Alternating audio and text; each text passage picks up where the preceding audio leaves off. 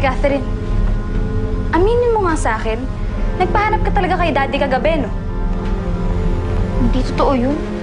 Ako, tigilan mo nga ako.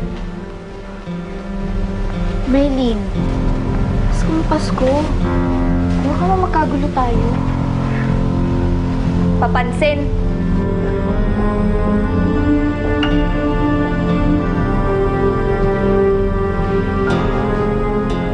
Huwag mo nang pansinin mo.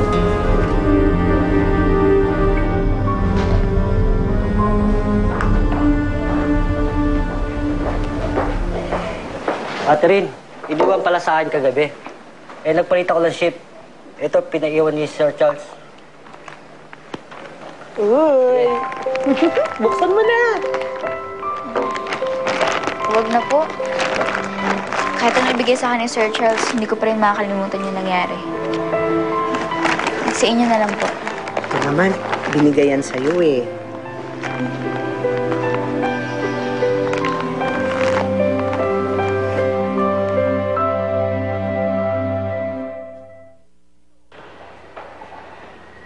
Oo, Jeps. Mahal din kita. Oh, sorry, Jeps. Kaibigan ng tingin ko sa'yo. Sorry. Sorry. Sorry, Jeps. Tropa lang ang turing ko sa'yo.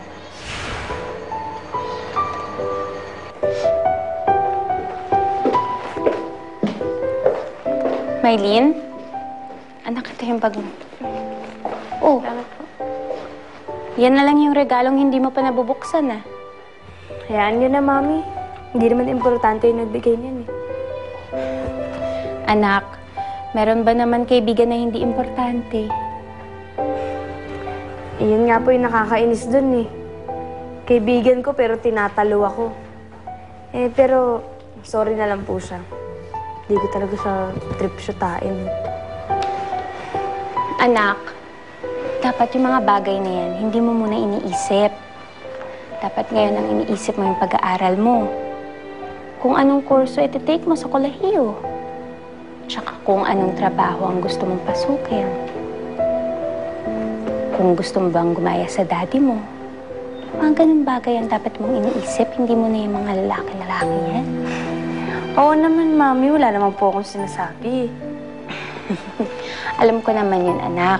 Alam ko rin na darating yung panahon na meron ka rin magugustuhan. Pero sana, anak, pagdating nun, ako ang ina mong sasabihan, ha? Opo, Mami. Promise ko yun sa'yo. Promise, ha? Promise. O sige, paano? Iwan na muna kita. Ayusin ko muna yung mga gamit ng daddy mo. Okay? Kailan ka ba kasi, Mami, lilipat sa kwarto ni Daddy? Di ba yung mag-asawa, magkatabi dapat sa kama? Samantalang kayo ni Daddy, magkahiwalay pa ng kwarto. Alam mo, ikaw, Maylene, masyado ko maraming tinatanong. Sige na, buksan mo na yan. Sige na. Pablash. Ay, hindi rin.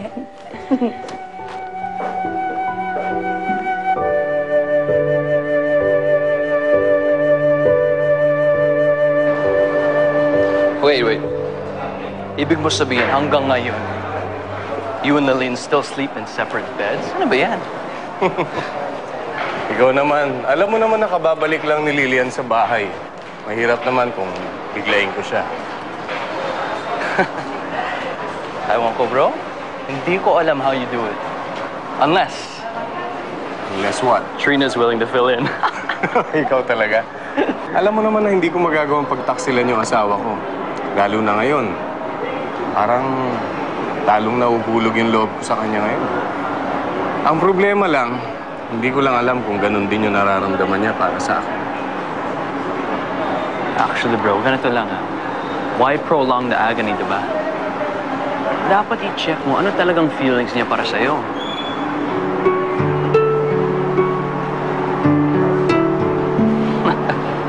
Kaya mo yan.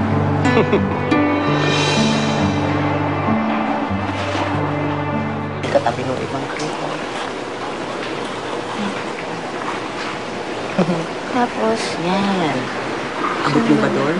sige, subukan. Ayan. Ano katabi ng mga sila? Sir Charles? Ay, naku, manang sabihin niyo, wala ako. Tulog umalis. Ay, ginawa mo pa ako sinungaling tong batang to talaga?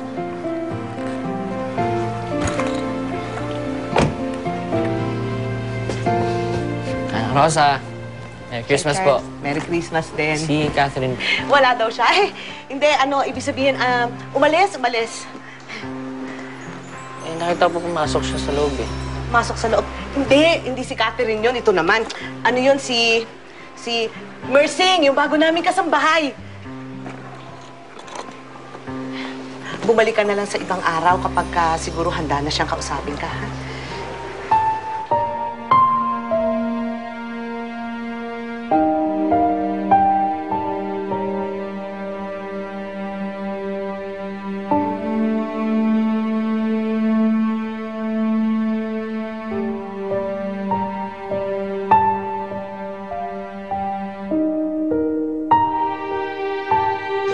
Ma'am Lilian, bakit hindi niyo po gamitin yung picture frame na binigay ko kay Sir Ferdinand? Huwag na tayo magplastikan, Catherine. Alam ko nagbabait-baitan ka lang para makuha mo ang loob ng asawa ko. Para nga naman meron tagapagtanggol sa'yo dito sa pamamahay na to. Catherine, ba't ka umiyak? Wala nga tayong dapat pag-usapan. Bakit ba ang kulit-kulit mo? Sorry kung hindi naligtas si Aling Ising. Pero sana mailigtas natin yung pagkakaibigan natin, Catherine. Pero paano ako titingin sa mga mata mo na hindi ko siya naaalala? Pasensya ka na nga pala kung ngayon ko lang napagbigyan yung gusto mo. Dati-dati kasi parang ako yung parati nag-a-adjust para sa'yo. Next time I make decisions, consider na kita. Sinusuportahan naman niya ako, Doktora. Pinaninindigan na niya ako ngayon. How does that make you feel, Lilian? Ikaw, Ferdinand, ano yung nararamdaman mo para kay Lilian? Aling Lilian, si Mylene, yung daddy niya. Lahat ng problema mo. Kaya kung nagigilty ka dahil namatay si Aling Ising dahil pinabayaan mo siya, hindi ko kasalanan yan.